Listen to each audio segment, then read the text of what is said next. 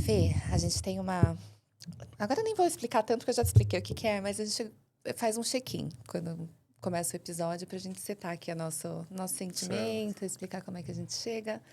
Então, tô chegando. Tô muito feliz em te ver, que faz muito tempo que a gente não se encontrava. Ao mesmo tempo, me dá uma sensação de que não faz tempo que a gente não se vê. Ah, porque a gente tem uma conexão muito forte, eu vejo dessa forma, né, de amizade. E tô muito feliz de você estar aqui hoje. Que bom que deu certo. Como é que você chega?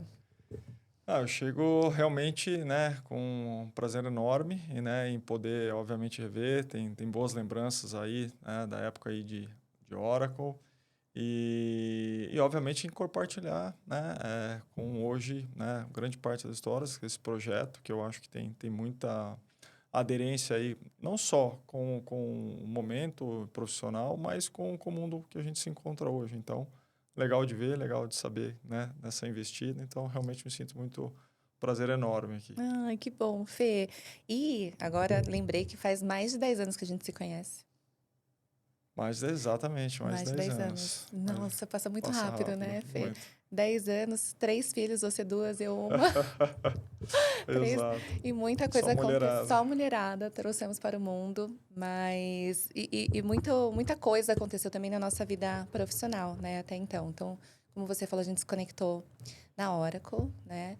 Eu lembro que quando você chegou, eu já estava lá fazia pouco tempo, foi em 2015 que você foi para lá? 2015, isso. 2015, né? Que você foi para lá, e aí você entrar, enfim, aconteceu uma coisa na tua família, você entrou um pouco depois, É. né? E a gente teve uma jornada muito bacana, né? Dos times que a gente trabalhava em conjunto e uma conexão muito bacana também. E aí me conta um pouco de você, então, Fê. Se apresenta, mas conta um pouco do começo, de onde você veio, da sua família. Bom, só aquele típico história, né, de quem sai do interior, né, no caso, meu caso, interior do estado de São Paulo, para fazer faculdade, né, na principal cidade do Da país, onde era, Fê? Da onde você... de Tupi Paulista, né, Oeste Tupi. Ah, é Paulista. verdade. E, então, obviamente, né, dentro da faculdade, a vida inteira sempre conhecido como Tupi, né, então acho que isso é de praxe para todo mundo que né, sempre foi de uma cidade do interior. Pô, eu não sabia Os disso. colegas sempre se referem com o nome da cidade, então acho que é sempre mais fácil. E aí venho, né, com interesse em realmente, né, em estudar negócio, marketing, né, que era algo muito, né, diferente, né, para a época. Eu tinha formado em 2006. Você fez Mackenzie Fiz ou SPM? SPM, Uhum. e já também desde o início da faculdade, né, procurando realmente, né, me inteirar, sobreviver de certa forma, né, dentro da cidade grande. Então, procurar o seu espaço de todas as formas e se desenvolver, obviamente, como pessoa. E aí também já começo, né, dentro da própria, né, vida, vamos dizer assim, né, acadêmica, já começo também a estagiar, já começo a colocar, né, um passo ali dentro da vida profissional. Mas o aprendizado para mim veio muito realmente, né, sem entrar ainda na vida, vamos dizer assim, corporativa, vida de trabalho, foi muito desse aprendizado de vida, né? Porque eu saí praticamente com 16 anos de Uhum. casa. Então, já saí para fazer terceiro fora, ficar. Então, tudo isso realmente é algo que trouxe uma bagagem, pensando, obviamente, em depois, né, buscar os caminhos e se posicionar, obviamente, porque eu queria, né, de vida, de trabalho e tudo mais. E você teve o apoio da sua família para fazer essa movimentação? Tive.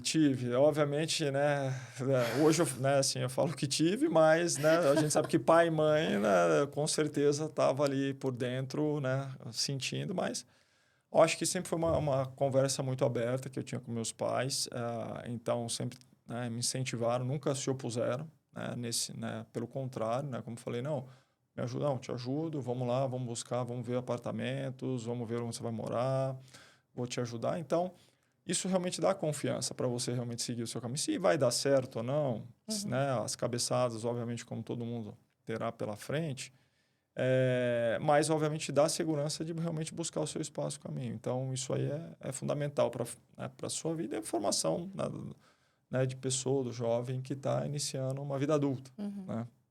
Ô, Fê, e aí teve, porque a gente vai entrar aqui também nessa questão, que você teve essa entrada, né, no mundo corporativo e geralmente acontece porque é nossa escolha acadêmica, mas a sua família tem um agronegócio, né. Certo, isso. E aí quando você fez essa escolha de vir para cá, teve algum momento de rebeldia, contra essa natureza? Porque a gente vai voltar para ela daqui a pouco, né. Tá.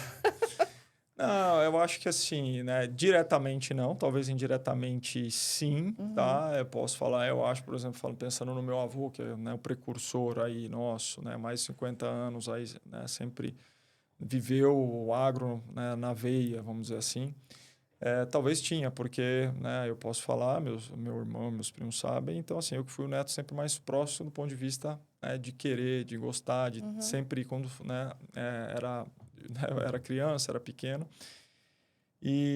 Mas eu tinha também um pouco daquela questão desse, né, do novo mundo de negócios, do que estava por vir, do que estava por surgir, que no final era um pouco se pensar, bom, se eventualmente eu precisar de um engenheiro agrônomo, eu vou lá e contrato, né? Então eu uhum, falei, eu quero aprender sobre realmente negócio, sobre liderar, sobre estar à frente.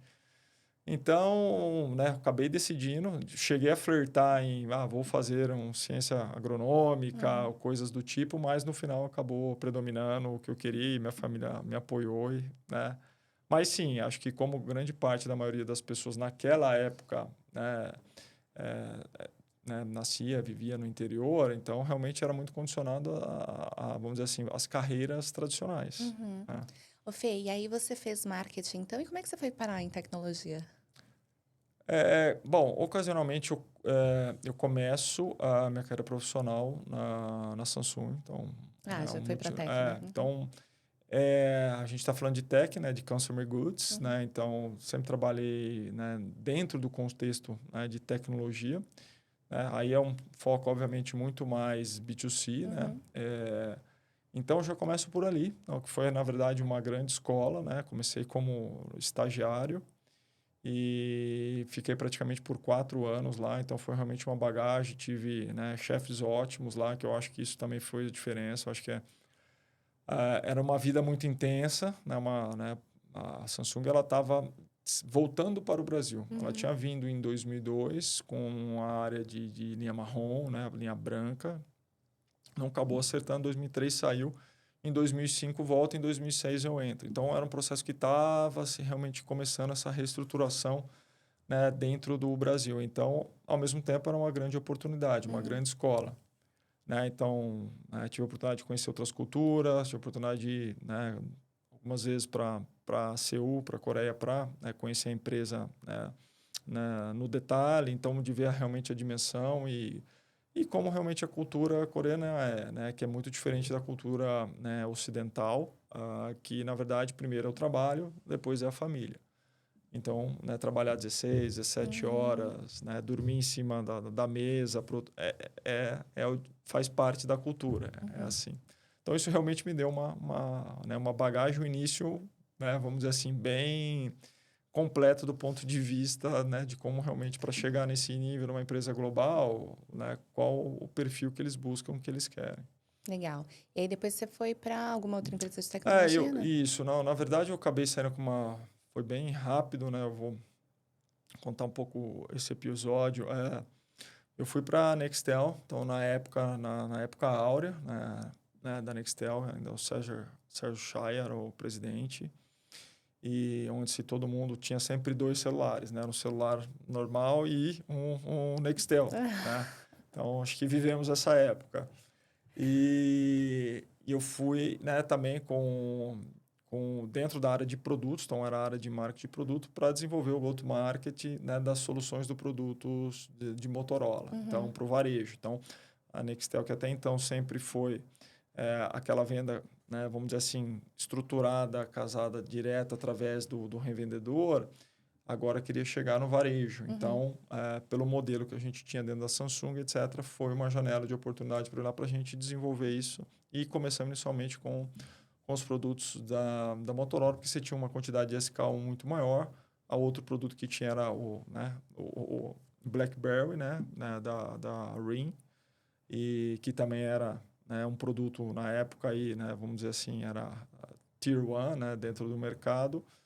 E, então, era muito forte as duas soluções. E aí, a gente foi para realmente desenvolver toda a parte de go-to-market para o varejo aqui, abrir, né, na época, com os grandes varejistas para entrar com o produto e a solução. Nossa, me deu uma nostalgia Deu agora. uma nostalgia, né? Não, Uma- deu muito. Deu... E eu vou te contar que depois, assim, tem cérebro pré-filho e pós-filho, tá? Então tem É, é. coisas Você parece que essa vida nem que existiu, nem né? existiu, é É, verdade.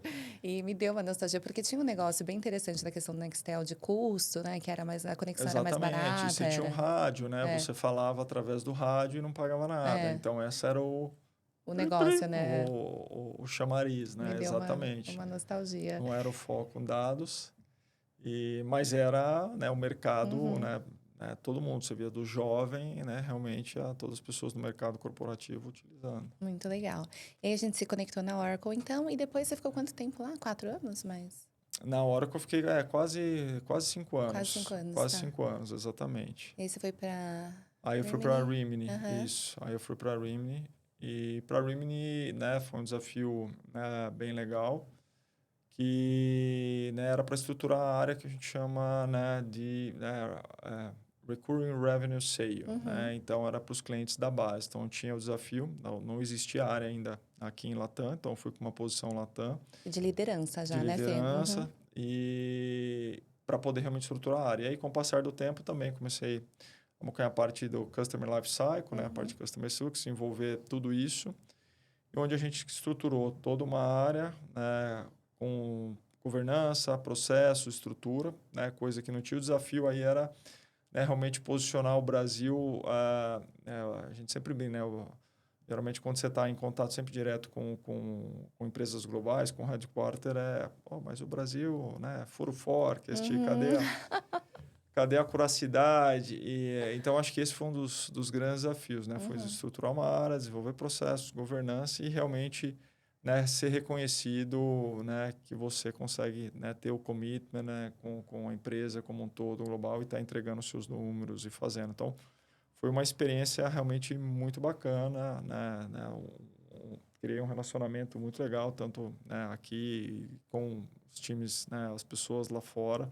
Então, foi uma passagem também de quase 5 anos, também muito, muito bacana. Meu Deus, 5 anos já? Quase 5 anos. Nossa, Fê. Isso aí foi no começo da pandemia, É, né? eu lembro, eu lembro.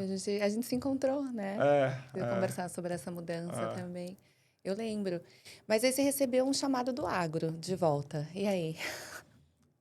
Aí foi o que eu falo, né? Foi uma janela de Uhum. oportunidade, né, Suzana, aqui. Nossa, que sério, Suzana. É, você vê, né? Acho que agora, como você, né, tá aí mãe, responsável, tá vendo? Tudo Antes muda. não era resposta. Antes não era. Fala, Fernanda. Então, na verdade, o que tudo direcionou para isso, né? Eu estava trabalhando na Rini, estava normal e surgiu a oportunidade de a gente fazer, ou desenvolver, na verdade, melhor dizendo, um projeto com um grupo espanhol para desenvolver uma grande planta, né? Que a gente chama de geração centralizada de planta de renovável, né? De usina solar.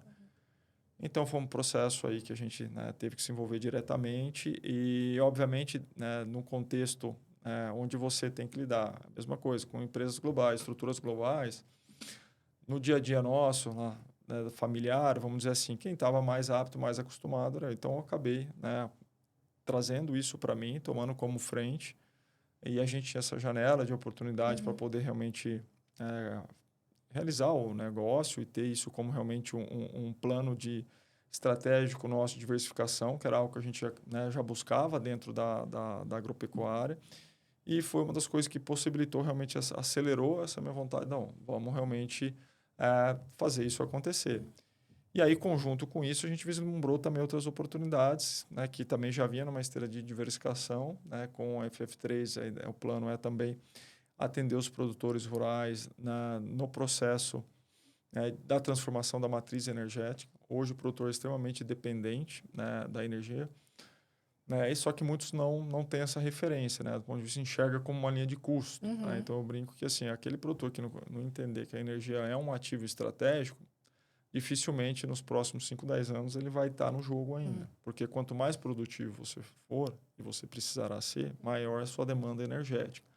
Então, o produtor ele tem que entender isso para continuar no jogo, porque aí você tem que rever toda a sua matriz, né? Não é porque o fato de se renovar. Então, isso te habilita uma série de outras coisas, não só reduzir custo, uma operação Exato. mais inteligente. Com essa redução, você vai investir em outras tecnologias que vai melhorar essa produtividade. É um ciclo, né? Que retroalimentável Exato, exato. E o nome do jogo né, dentro do agro é produtividade. Não é que o produtor, né, fechando esse início que eu comentei, o produtor ele não deixou de ser produtivo. A gente tem ouvido falar de RJ, mas esse é um produtor que ele vem alavancado da época áurea de 2021, 2022, né, nesse período pandêmico, que realmente os valores de comercialização de saca de soja, milho, enfim, boa parte das commodities estavam no valor realmente num sobrepreço. E muitos se alavancaram aí. E agora, no momento em que o custo de capital subiu, né, as margens apertaram, esse que já estava muito alavancado não está conseguindo. Mas não é porque ele está produzindo bem, ele continua produzindo tão bem quanto. Né, porém, ele já está no momento que ele já está num gargalo muito complicado. E aí, obviamente, fica difícil dele conseguir competir. Agora a gente vê no guerra, um cenário como esse, custo de fertilizante, óleo diesel, falando... Né, então, muda bem a dinâmica para o produtor. Né? Então, está num cenário que o produtor hoje ele está, vamos dizer assim, andando de lado para sobreviver essa safra, para realmente começar a pensar em crescer, possivelmente daqui 2 anos, talvez. Tá. Né? Então, é um período mais realmente conturbado ali para nesse momento. Hoje, o que você vê de maior risco, Fê, no agronegócio? Quando você diz risco... De não permanecer, de um eu, produtor quebrar. hoje, assim, né, obviamente, tomadas de decisões erradas nesse sentido, né, mas né, você não controla, né, a Questão commodity, o preço. Então, climática. tem uma questão do preço do seu produto que você não controla. Então, isso é a mercado. Então, é oferta e demanda. Você tem as questões climáticas que estão realmente cada vez mais imprevisíveis nesse sentido. Então, só o modelo de negócio com a questão acentuada das mudanças climáticas, isso realmente traz um risco muito maior. O produtor, se você me perguntar quem é a pessoa mais otimista, é o produtor É o rural. produtor.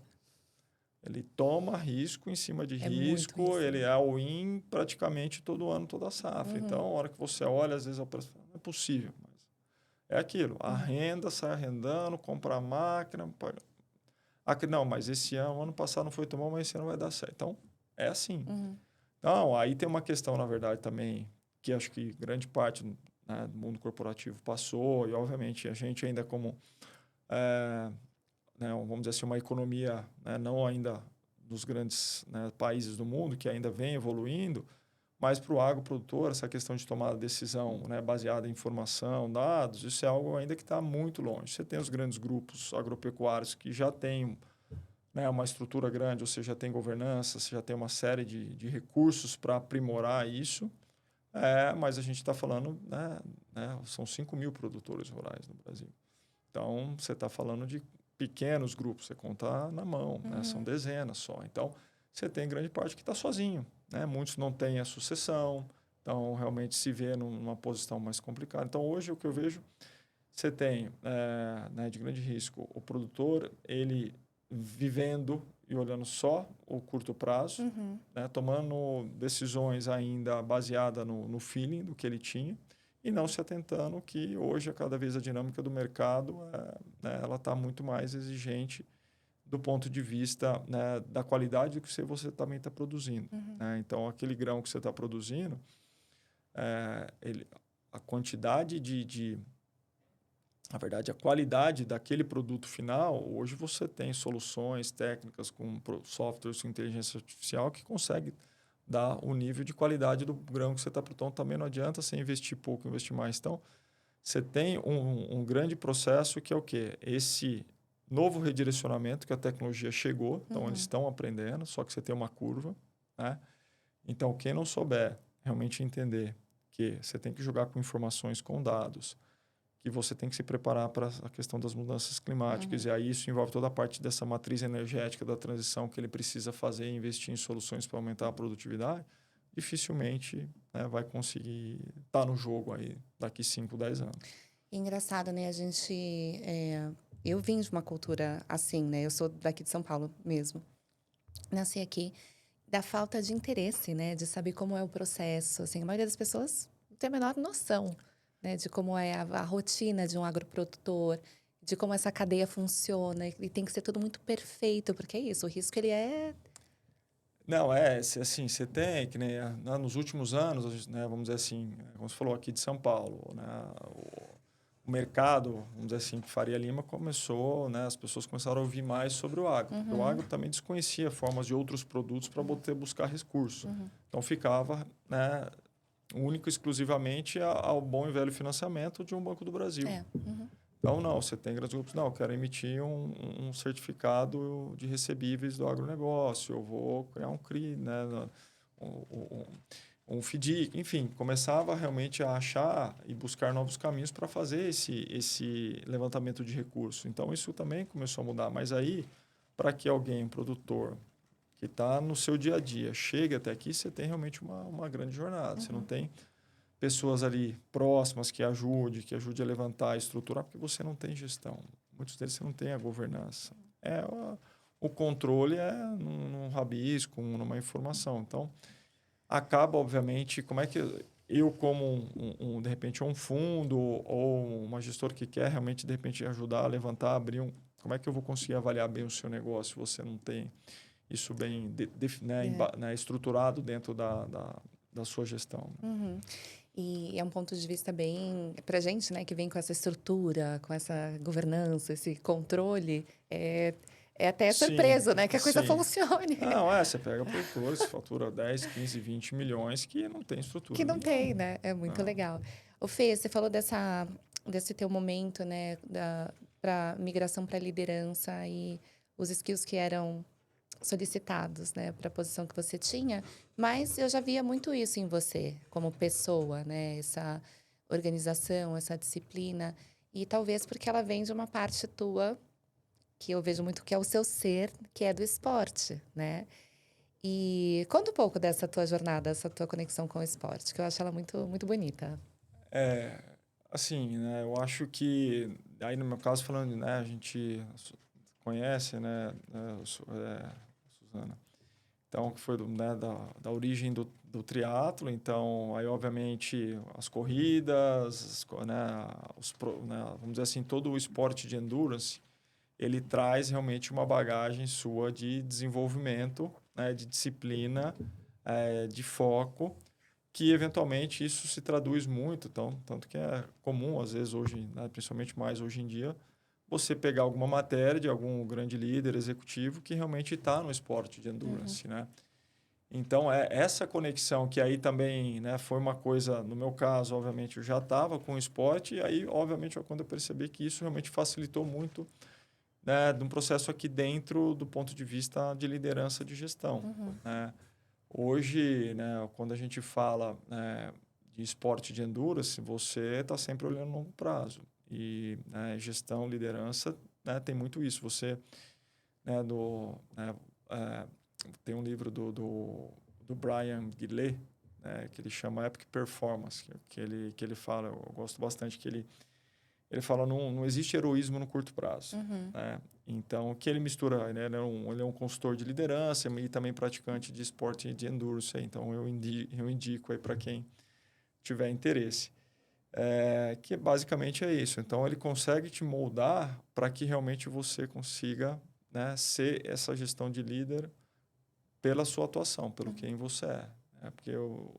E isso é o endurance que te traz. Né? Então, o que eu falo, aquela pessoa que convive, que vê os teus hábitos, né, tanto da forma mental, como você se prepara, como se organiza, quanto na sua aplicação, ou seja, nas suas ações, a liderança é da mesma forma. Você não conquista pelo que você fala, você conquista pelo seu dia a dia, pela sua atuação, né?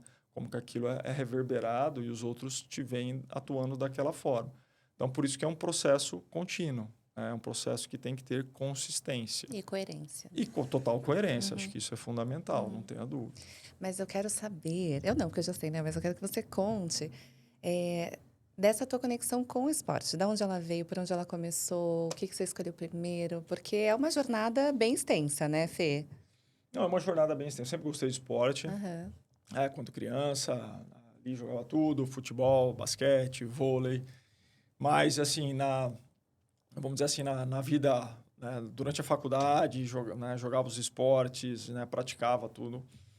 Mas essa conexão, principalmente com o esporte de endurance, o triatlo, Uhum. né, o ciclismo, as ultras maratona em si, isso veio pela minha esposa, pela Renata. Uhum. Então, ela, né, né, ela trabalhava num grande grupo aqui de varejo, onde a família era, né, 100% adepta, né, vivia o esporte como paixão, né, dentro do dia a dia da empresa. E lá, né, ela também atua em marketing. Dentro da cadeira de marketing, ela tinha a cadeira dos atletas que a empresa patrocinava. Ah, Então, né, pessoas como, né, Fernanda Keller, né? legal. Então, ela vivenciou esse esporte na verdade, o esporte de alta performance. Uhum. Então, realmente...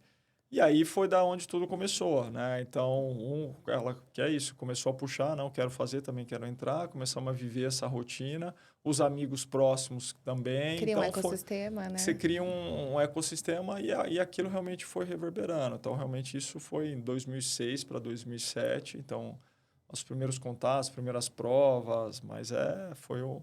E aí, hoje, uma jornada. Então, oscila. Então, grande parte, ali até mais ou menos 2017, fiquei sempre, praticamente, aí, quase 10 anos, muito no triatlo. E, ultimamente, mais, né, provas de ciclismos e, principalmente, nos últimos anos, mais maratonas, né? Tô adepto. No momento, né, não estou treinando, estou com o pulso aqui e o cotovelo quebrado, mas nunca parado. Ô, Fê, e o que você já competiu? O que você já fez? Já fiz, né, três Ironmans, né, então Brasil e no exterior, a Áustria, Estados Unidos. Aí, né, o que a gente chama de meio Ironman, que é metade da distância, acho que já fiz uns 12 aí, grande parte, né, aqui também, mas esse grande parte aqui no Brasil ainda, mas diversas cidades do Brasil. Eu lembro que um dei aqui, acho que o último, um dos últimos, a minha esposa estava grávida da minha segunda filha, acho que já estava ali de 39, quase 38, 39 semanas. E ela, né, aquela coisa, fui numa sexta, foi em Palmas, no Tocantins. Eu fui numa sexta e voltei no domingo. Depois ela falou: você não vai ver sua filha nascer. Então, né, eu já fui com esse ressentimento. Então, assim, isso foi algo que me marcou bastante, né? Então, para ver que quando você gosta e leva a Sim, sério uma é. coisa, assim, ó, muitas vezes, né? Nem percebeu, né, que tava Você nem nesse... percebeu. Coloquei no plano lá atrás e estava executando, fazendo. Mas, obviamente, hoje são outros tempos, né? E aí depois guinei, né? Gosto muito de pedalar e agora tenho realmente feito, né, a parte das maratonas. Então, quem conhece bastante sabe que tem as majors, Uhum. né? Que são as 6 principais maratonas no mundo. E aí, quando você completa, você recebe uma mandala, que é um significado grande para todo maratonista. E para mim só falta uma. Ah, e quais são, Fê? Então, né, são 3 nos Estados Unidos, Uhum. que é Nova York, Chicago e Boston. Aí você tem Berlim, Londres e Tóquio, no Japão, que é que falta. Que falta essa. Ou seja, mais longe, mas, né, mais difícil de organizar, né? Mas está no Que plano aí. Eu acho legal. que, vamos ver. Acredito que até 28 eu consiga. Então, Eu conheci um ultramaratonista. Não sei se você conhece Daniel Oliveira. de nome eu não me lembro, É, mas talvez... E aí tava, enfim, a gente tava... ele estava apresentando uma conversa. E sempre que me chama muita atenção, Fê, cara, o modelo mental nesse período, assim. Porque é um jogo É, da cabeça, é, né? é. Como que é a tua preparação mental para isso, para essa jornada? É que agora você já acostumou, mas lembra lá do começo, como... Eu, assim, você tem todo que a gente sempre, né? Quem está no meio e está no dia a dia, a gente sempre fala, né? Acho que, assim, no dia da prova é um dia de diversão. Uhum. O difícil é chegar até ali, a preparação. Então, eu vou dar um pouco de números aqui para a gente tangibilizar. Então, você pensa num ciclo de Ironman, falando quem quer realmente buscar, pelo menos minimamente, uma performance. Obviamente, você não está falando de competir profissionalmente, mas, né, que realmente você visa algumas posições. Eu quero chegar entre os top 5, top Eu 10, por quero exemplo. terminar, né? Já E é um começo. você já é um começo, sim, chegar vivo, né? Mas você, assim, você tem um planejamento praticamente que assim, na época de área você falava de treinamento de 25 horas na semana. Você fala, bom, tem 7 dias a semana, um dia? Um dia é factível de hora. Agora você pega essas 25 horas e divide aí por 7, dá mais ou menos 3 horas e meia por dia de treino. É muita coisa. Aí a hora que você acrescenta, bom, deslocamento, muitas vezes são 2 treinos por dia. Então, a hora que você pensa que você tem que, durante a sua agenda de família, de trabalho, ter que colocar né, quase 5 horas ali, 4 horas e meia de agenda só para isso, é algo que você tem que buscar, você tem que querer. Então, o que eu digo, durante a prova, essa preparação que você tem antes é o que vai te garantir executar a prova. Né? Porque não é fácil, é muito sofrido você se preparar. Tem dias que não é gostoso, né? Por mais que a gente queira, tá? Você vai porque já está no automático, né? Mas isso é a hora que você constrói o seu mental, é a hora que você constrói a resiliência. E durante a prova, tudo isso vem, né? Aí eu lá sozinho, chovendo aquele dia, treinando. Então, isso é um pouco do que te vai alimentando para você manter. Porque durante provas como essa, que são horas, dependendo de uma ultramaratona ou uma corrida de aventura, às vezes que são dias, oscila muito. Tem hora que você fala, meu, o que eu estou fazendo aqui? Vou parar. Tem hora que você fala, estou no gás máximo, vou embora. O Russo, se eu continuar assim, eu vou chegar lá bem, arrebentando. Então, é uma preparação mental, só que você se prepara no treino. Então, não tem aquela, hoje, não estou mais ou menos, não vou. Você tem que ir. Não tem desculpa, né? Não tem desculpa. E isso, nessa questão da gestão da energia, né, Fê? Que é isso que você está falando, cara. Não tem o físico, que o físico deve chorar quando você está ali. E essa energia mental também, onde você deposita isso, né? Como você acha que essa lógica que você orquestra essas conexões transparecem na tua rotina profissional também? Eu acho que isso tem muito a ver, né, Ossu? Porque, assim, pensa lá, né? A gente vivencia, está no mundo empresarial, corporativo, os profissionais mais bem-sucedidos nas suas carreiras, né? Que, independente de ser mundo corporativo, vamos dizer assim, a liderança ou, né, um ponto mais dentro de uma carreira, de certa forma, né? Eu estou falando de modo geral, ela é cada vez mais solitária. É isso que a gente vivencia. E o esporte de endurance é 100% solitário, né?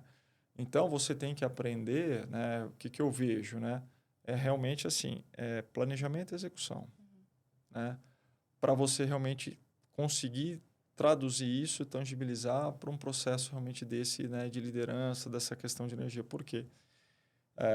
Pensa, né, nesse contexto ali de planejamento. Muitas coisas podem acontecer durante um treinamento, durante uma prova. Só que você tem que ser fiel àquilo. E é uma construção. Por isso que a gente estava falando ali anteriormente de consistência e, né, coerência dentro de um processo que você está, né, submetido a executando. E você lidar com essa questão, né, realmente de preparação da energia, aí você tem, né, tudo que está ao seu redor influencia e envolve. Então, a mesma coisa dentro de uma cadeia. Tudo quem está próximo, né, influencia, né, o seu dia a dia, o seu desenvolvimento, as suas tomadas de decisões. A mesma coisa traduz para o nosso dia, vamos dizer assim, para o dia a dia do esporte. Então, uma vez que você consiga, né, ter isso bem definido, a forma como você vai planejar, e você tem que atuar, executar e ter esse pensamento ali bem característico para que seja realmente algo duradouro, de longo prazo, é onde você vai buscar energia, e obviamente com o que você quer de realização de feitos. Porque é o que a gente sempre vê dentro de uma agenda, pensando no profissional, né, imagina que cada hora que esse executivo, qualquer coisa, ele é acessado. Né, independente de quem seja ou de que área seja, para aquela pessoa aquilo é importante, mas o executivo está lá para tomar as decisões e avaliar.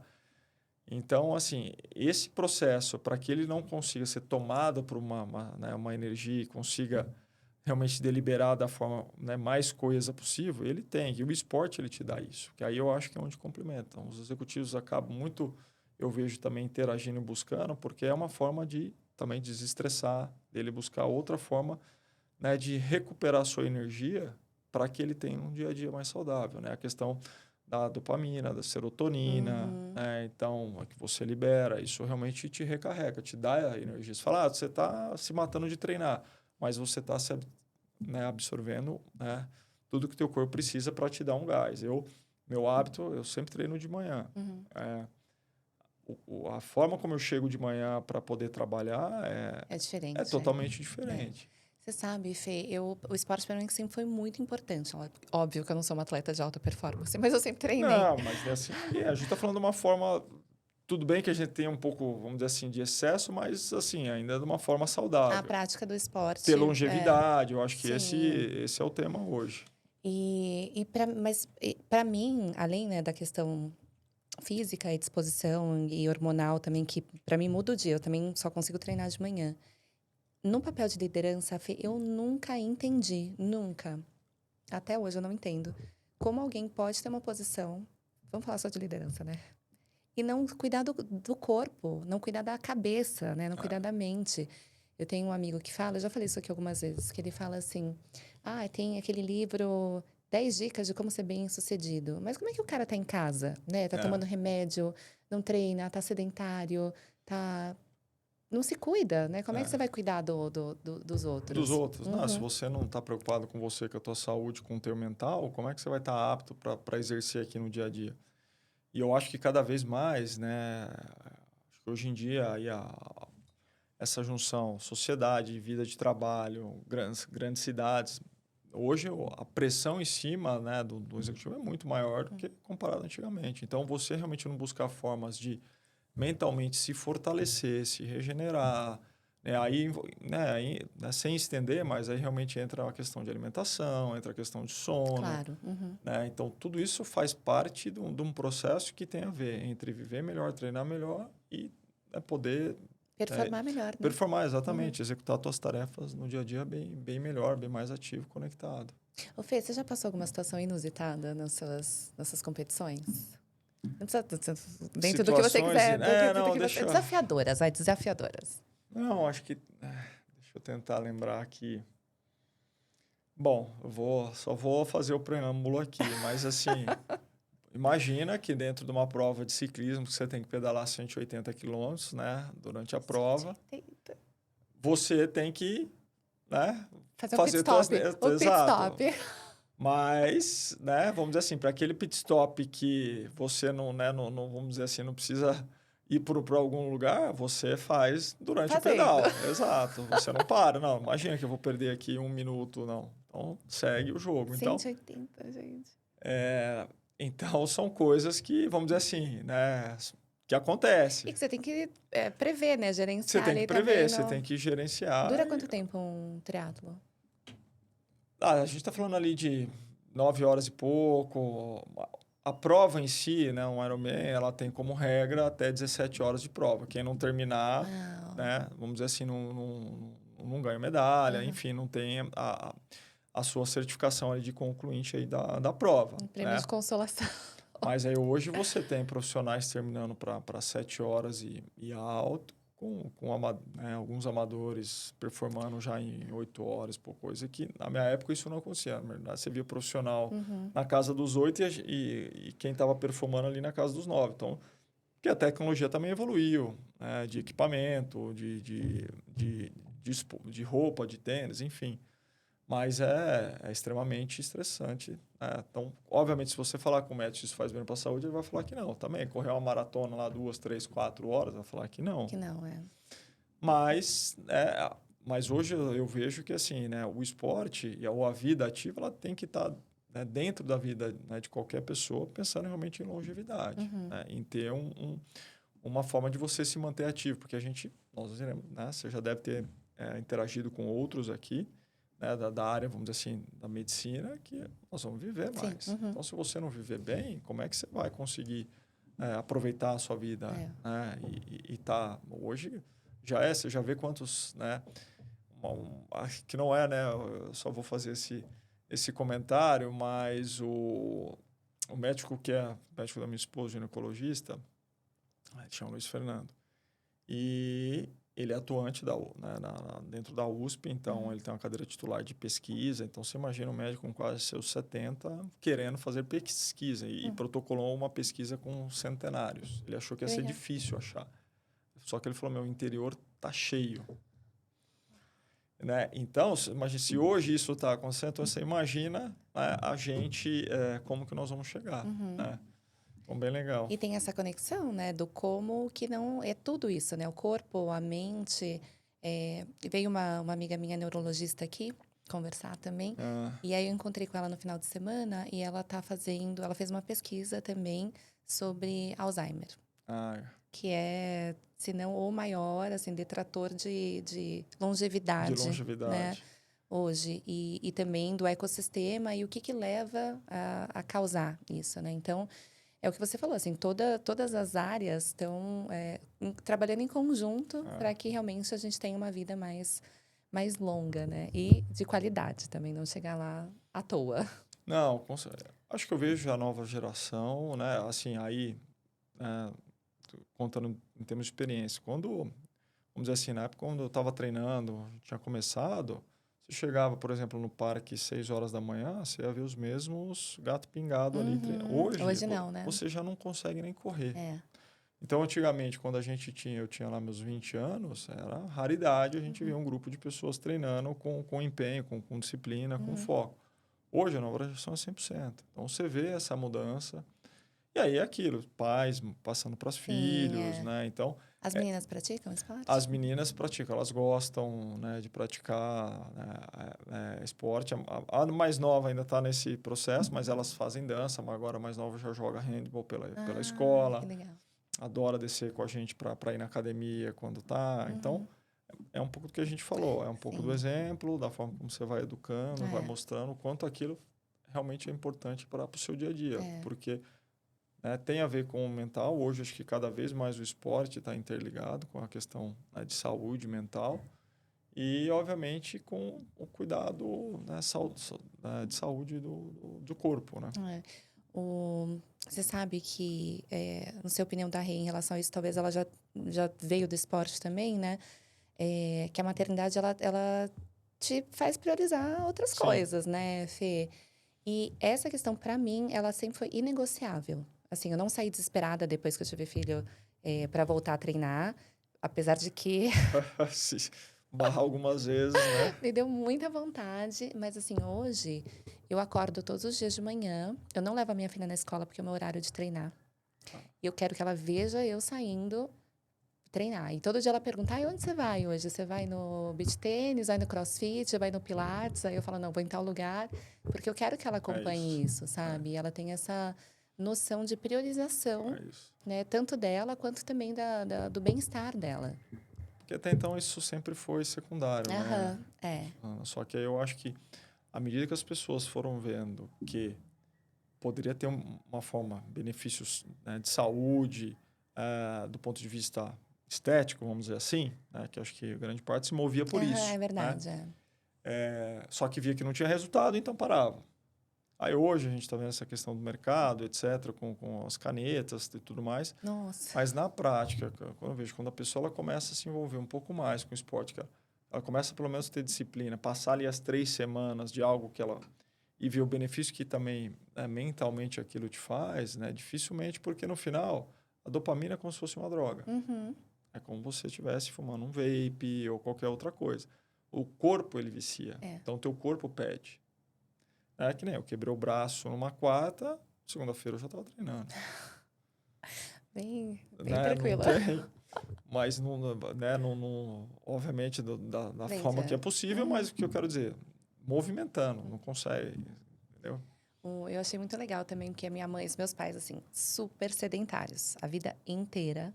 A minha mãe tá vai fazer 65 anos. E ela começou a treinar faz pouco tempo. Ah, que legal. Aí, esses dias, eu fui num evento e peguei uma carona com ela.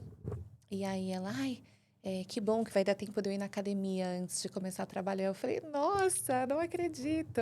Então, como, né, o hábito, ele Como também muda. acompanha, né? Muito bom. Não, como muda. E assim, né?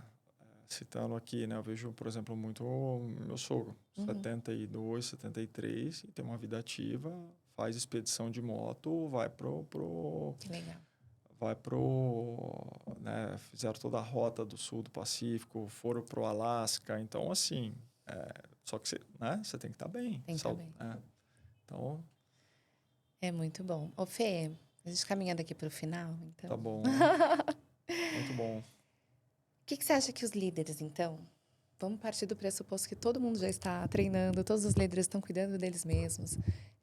Mas o que você acha que eles podem aprender com o esporte sobre a consistência e construção de resultados no longo prazo? Eu acho que assim, né? Como a gente já, né? Parafrasear um pouco do que a gente já tratou aqui. Eu acho que realmente a questão de liderança é um plano de longo prazo. Uhum. E o que eu vejo que, assim, onde o esporte realmente ajuda nessa questão do líder e realmente ajudar nesse contexto, é justamente nessa dinâmica do planejar e o executar, né? De você realmente conseguir ter e desenvolver essa consistência nas suas ações, no que você faz. Porque o esporte, necessariamente, independente qual seja o esporte, ele requer isso, Uhum. né? Esse commitment, isso aí de você.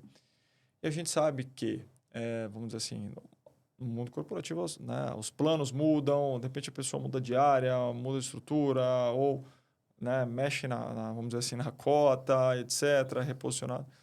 Mas o esporte ele tem realmente um poder muito grande nesse contexto de você realmente criar uma cultura, né, de foco, disciplina, resiliência. E aí, para um líder que consegue realmente, com as suas ações, realmente trazer isso e vivenciar isso da melhor forma, é um caminho muito mais fácil. Uhum. Né? Porque, como eu falei, para você, quando a gente né, realmente estava falando aí de esporte de endurance e tudo mais, assim, sempre vai ser sofrido, sempre vai doer. Uhum. Não tem ali, né, vamos dizer assim, no momento que você está competindo, né, você já se prepara para o pior.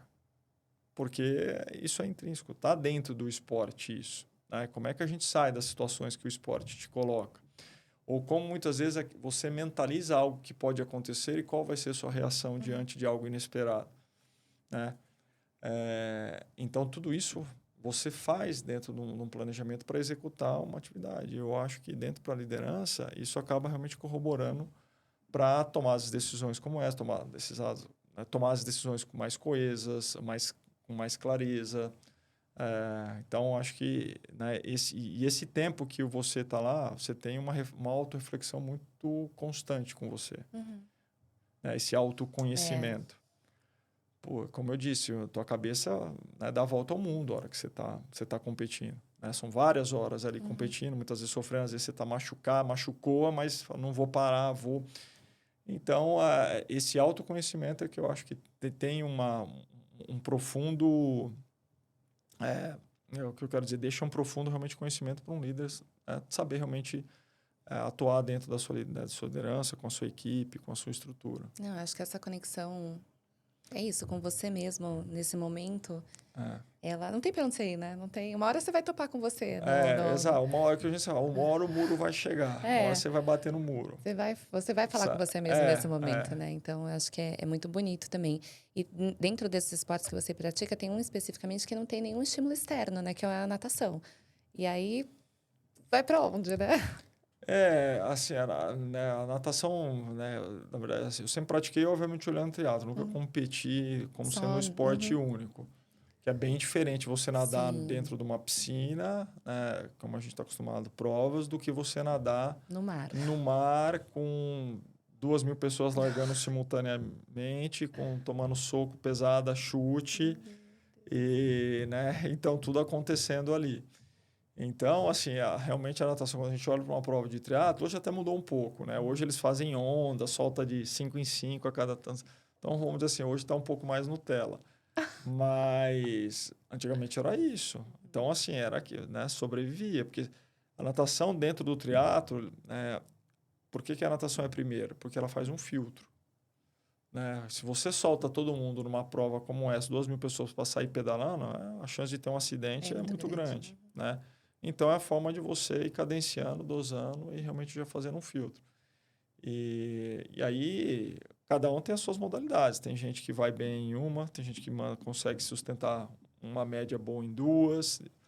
né? No nível, né? Isso falando de amador, né? Então, alguém vai sobressair alguma coisa. E a natação, na verdade, assim, ela é o início da prova, não é o que resolve. Então, você minimamente fala, bom, eu preciso me garantir, né? Mas é uma reflexão, não adianta, você também está sozinho ali, né? É. Tem hora que vem um monte de coisa. Tem algum que você gosta mais? Algum esporte que você Assim, gosta mais? hoje eu tenho feito bastante, né? Tenho corrido mais, tenho praticado mais de maratona, mas eu gosto muito de pedalar. Ah, Tanto o ciclismo quanto o mountain bike, eu gosto. Tem umas provas ainda aqui, né? De ciclismo que eu quero fazer ao redor do mundo, então tem algumas coisas, né? Tô ticando a corrida, depois eu vou pro ciclismo. que bom. Então, entrando nisso, quais são os seus planos, Fê? Ah, bom, falando termos práticos, eu Uhum. ainda não estou com ele 100% definido para o segundo semestre. Eu tinha um agora, inicialmente eu, né, já estava inscrito para Boston, né, ia voltar, mas aí com os acontecimentos, né, não vou para lá agora. Então, o segundo semestre ainda estou definindo, quero ainda fazer mais uma maratona. Estou vendo algumas opções, alguns estamos falando de Valência, então é o que é bem no final do ano, então dá tempo tranquilo de me recuperar e treinar. E aí, nesse processo, você vai colocando outras provas menores para você ir avaliando o seu rendimento. Mas é o que está pouco em jogo, mas não está 100% definido. Ano que vem eu sei que não vai dar Tóquio, então por isso que eu já estou jogando para 28. Então, o que tem um pouco visto já de calendário mais longo prazo é isso, mas até lá terão outras. E profissionalmente?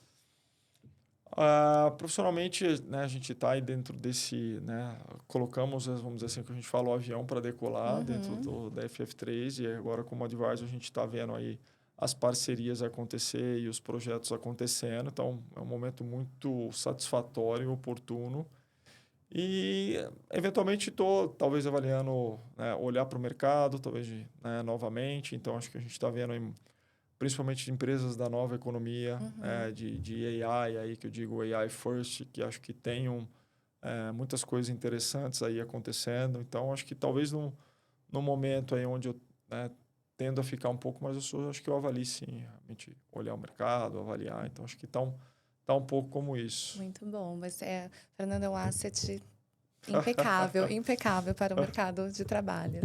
Fê, você gostou? Muito legal, Su. Gostei de saber. Legal Eu sempre ouvir. faço essa pergunta, já Não, pensou alguém fala assim, não gostei. Não, acho que assim, porque não fica numa retórica, num Uhum, tema único exclusivamente, eu acho que deu para, independente, vamos dizer assim, vamos abordar um pouco do teu histórico, da tua história, etc. Mas a gente acaba entrando em outras situações aqui que eu acho que acaba dando um pano de fundo, acho que com tudo que você está, né, construindo aqui de propósito é, com o podcast. Eu acho que cada vez mais nosso dia a dia, seja cada um com o seu, está muito mais ligado à saúde mental, à preocupação, ao bem-estar. Sem o equilíbrio, você não consegue desempenhar as outras funções, seja para fazer um esporte, seja para trabalhar, para cuidar da sua família. Então, eu acho que isso volta cada vez mais para o centro. Legal. Bom saber que tem gente aí tocando a fundo aí esses projetos. e eu também fico muito feliz em conectar e reconectar com pessoas que têm o mesmo mindset de alguma forma, né? E às vezes a gente acha que não tem, mas vai desenvolvendo e vai vendo que tem, Exato. né? Que vai cair no mesmo Eu acho que é um lugar. pouco, mesmo às vezes à distância, né? A gente trabalhou lá bastante com os times interligados, a gente via, acho que era um pouco isso, né? Você tem uma forma de atuar, de pensar que você vê que tem uma complementaridade, uma sinergia. Então, por mais que às vezes você falou, faz tempo que a gente não fala, não troca, mas sabe no fundo, né, como que realmente acaba sempre, né, vamos dizer assim, direcionando o teu foco, o trabalho, a atenção, a atuação, a forma de pensar. Então, é legal, muito legal. Ai, muito obrigada, Fê. Se você quiser voltar, fica à vontade. Não fique anos sem falar com você. Não, Mentira. com certeza, com Se a gente se certeza. conectar, mas eu tô sempre torcendo pelo teu sucesso. E que você precisar, pode contar sempre comigo. Você sabe disso, né? Muito bom, bacana. Prazer estar aqui, foi muito bom. Que bom.